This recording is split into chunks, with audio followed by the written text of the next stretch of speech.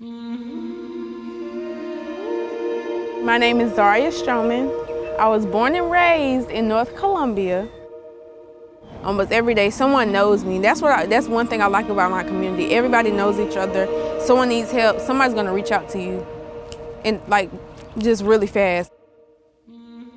The majority of my community is Black, is African American. So it's like a family, just a huge family on different streets. A huge family on different streets. But we do get an awful name sometimes. And I wish that, wouldn't happen, but you just have to be here to understand what goes on here. My name is Rhonda Marshall, and I've been working in the North Columbia area for about 15 years.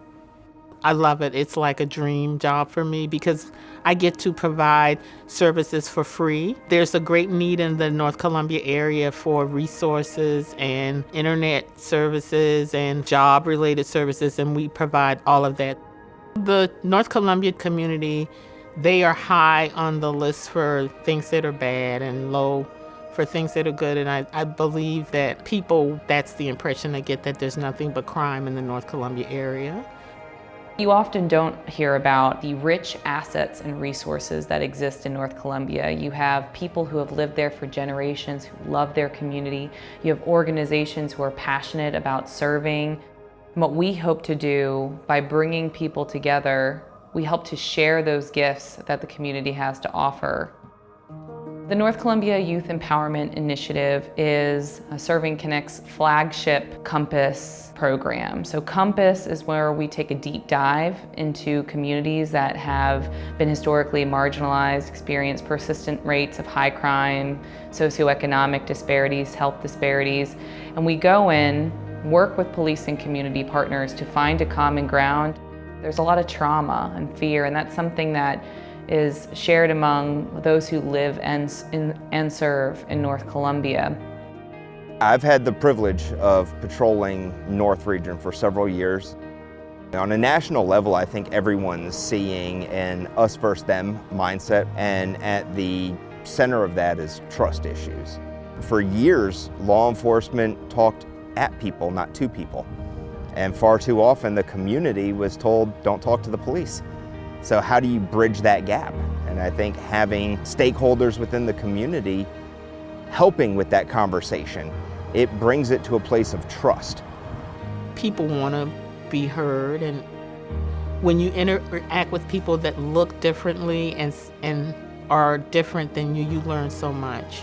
I'm African American, and I have brothers and sisters, and I hear the conversation. You watch the news and you see a situation where a police officer has shot a young youth, and I think people just associate all policemen with that negative situation, but I know another story.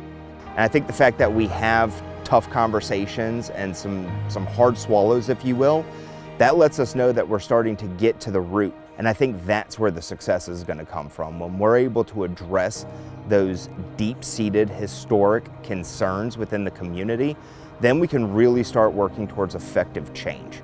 But importantly, it's not just sharing for sharing's sake. What we are doing is systematically gathering that information, looking at where there are commonalities, where there are themes, and through those discussions, we saw that there was a common ground around youth safety. We've then been mobilizing the community, bringing people together to help them see, look, we're all on the same page. We all want the same things, but we bring different gifts to the table. And so these different activities have helped us really create one movement for change. Most people only have interactions with the police when something bad is going on. But because of my connection with the North Columbia Initiative, I see them as a partner in making the North Columbia area a better, safer place to live. Many issues that lead to criminal action start as non-criminal matters. And if we don't have trust with the community to address them prior to becoming a police matter, we're behind the ball. We're the next generation. When this generation goes, what are we going to have to offer? You live in this community, you just don't want to see it go down the drain, so you have to step in and do it yourself. Make your community better.